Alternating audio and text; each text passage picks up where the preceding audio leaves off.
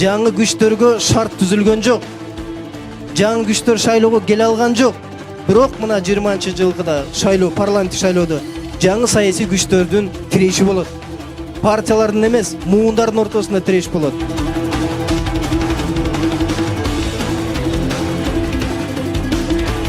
Кыдыр ата берген аппак батасын, кылымдардын баскан жашап канчасын, кут уралып, ынтымакка биригип, кыргыз эли кунак жыргап жашасын.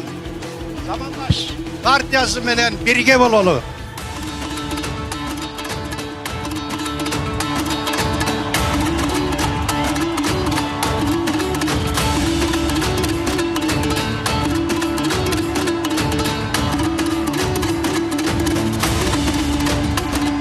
Биз Кудай кааласа Замандаштын күчтүү программасы менен 7 багытта, күчтүү идеялар менен, анан курамында күчтүү адамдар менен аттанып атабыз. Мен бир нерсени ишендирип айткым келет. Замандаштын курамында кийинки келе турган шайлоодо бир дагы ичип жеген коррупционер болбойт. Замандаштын курамында бир дагы элдин камын жеген, элди сызга отургузуп ушул деңгээлге алып келген адамдар болбойт.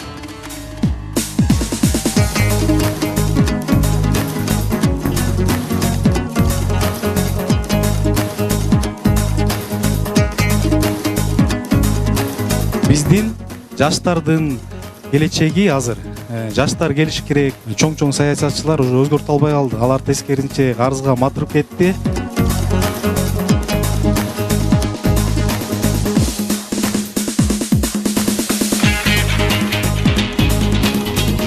Молдокматов жеңиш келгенде мен кадимкидей сүйүндүм.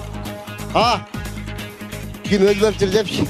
Анткени бул балада ушундай тасылдаган, бетке айткан бала экен. Мен ушуну биринчи көргөндө Замандаш калыбына келет экен.